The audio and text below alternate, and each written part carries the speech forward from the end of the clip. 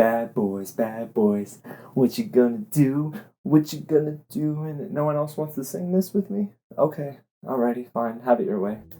When they come for you.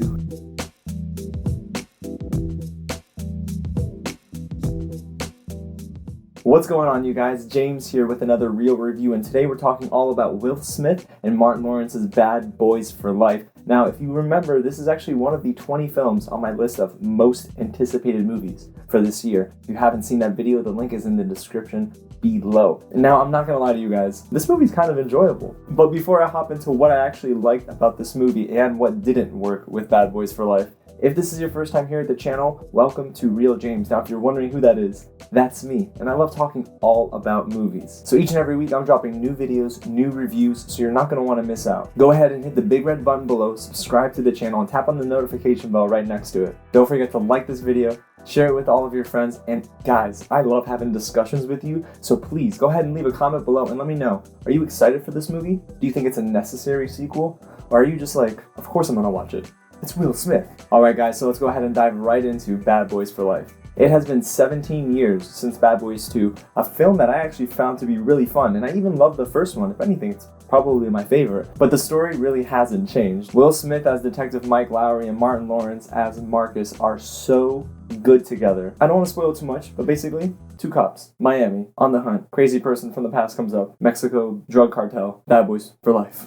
That's literally all I can tell you about the plot because I'm not trying to spoil anything. There are some major twists and turns, but we'll talk about if those twists really pay off as this review goes on. Let's just start with what I found to be really fun about this sequel. So let's start right at the top. Will Smith and Martin Lawrence's chemistry. I mean, it's like they didn't even take a break between Bad Boys 2 and Bad Boys for Life. They're hilarious together. Will Smith is flashy, while Martin Lawrence is a bit more subtle in his humor, but both of them really just carry scenes, and I think the movie's at its best when it literally just features these two. And I love that the script might not be the best, but Will Smith and Martin Lawrence make it sound so much better than it actually is. There were so many moments where I was just laughing out loud, and the jokes for me started pretty much right away, especially with the opening scene with Mike and Marcus and Mike's Porsche. It was hilarious, to say the least. Now, what's really cool about Bad Boys for Life is it's not only about the leads. What's really neat is that the supporting cast has some really awesome moments. Joe Pantoliano reprises his role as Cap, and I mean, his scenes with Will are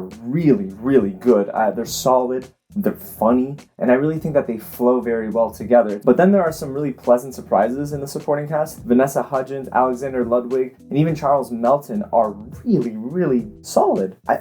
They work well together, and honestly, I didn't expect them to work well together. Man, it's weird to say that out loud, but yeah, they're pretty good. I mean, they're funny and they're serviceable, so they're not really given too much of a spotlight, but when they are given the front and center stage, I think they command it pretty well. There are some awesome action sequences in this movie as well. Bad Boys 1 and 2 were really well directed by Michael Bay. Now for this third film, Michael Bay's not actually directing, it's Bilall and Adil. They're not bad. I want to see that they've actually paid homage to Michael Bay in so many scenes. I mean, during hand-to-hand combat and big grand action sequences, you get slow-mo, you get these wide sweeping shots. It's interesting to see that both of them still respect Michael Bay and what he's done for the franchise, and I think it just adds to the action sequences. It doesn't really take away, and you're not thinking, oh, well, Michael Bay did this. You're just watching Will Smith and Martin Lawrence kick butt. Now, being a South Florida kid, I actually really like the local angle. I get it. The first two films were also in Miami, but in this movie, it's almost like I feel a deeper connection because I actually understand more of Miami now. So when I was seeing anchors from Channel 10, it was really neat because I'm like, hey, I watched them. When I was seeing downtown and especially South Beach, I'm like, hey, I remember where this is. So it's really cool to see that the movie pays a ton of respect to Miami. Now, before we finish on this list of things that I liked about the movie, there is this one cameo that made me clap so hard. I'm gonna let you guys guess in the comments below, who do you think made me clap? But boy, I was so happy when this cameo happened.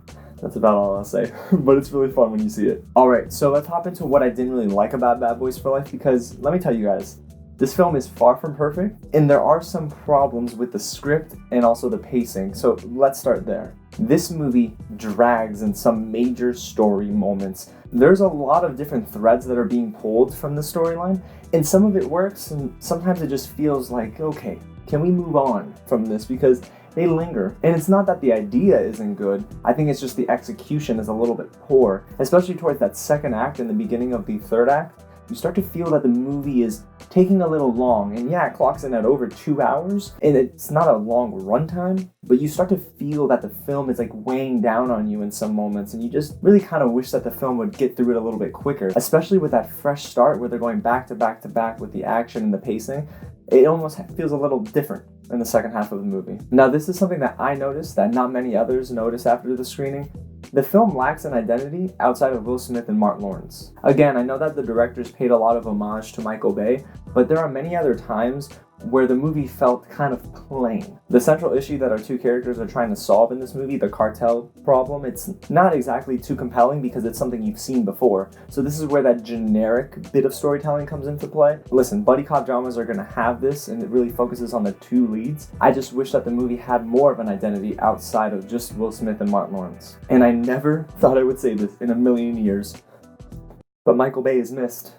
So I know I talked about this twist in the storyline earlier in this review, but listen, I'm not going to spoil anything. Don't worry, you can keep this on. Don't hit the pause button. This movie kind of just takes like a weird turn, especially when it gets into the climax of the movie, that I felt didn't work well at all. I actually found it to be really heavy-handed, and it's almost like the directors had a ton of ideas in a hat, pulled one out with their eyes closed and said, okay, let's go with this one. So if you want to know how I feel about Bad Boys for Life overall, it's a movie that is just mindless fun. You gotta go in with low expectations because the film is not even the best Bad Boys movie, but it's still a lot of fun. There's a lot of enjoyment to be found, especially with Will Smith and Martin Lawrence. The humor is good enough to keep you entertained, and also the supporting cast isn't absolutely terrible. And guys, half of my fun was just seeing Will Smith and Martin Lawrence reprise two of some of the best roles I've ever seen in the buddy cop genre. It's fantastic. Well, there you have it, guys. That's my take on Bad Boys for Life. If you enjoyed everything you just heard and saw, go ahead and hit the big red button below, and don't forget to subscribe to the channel, tap on that notification bell,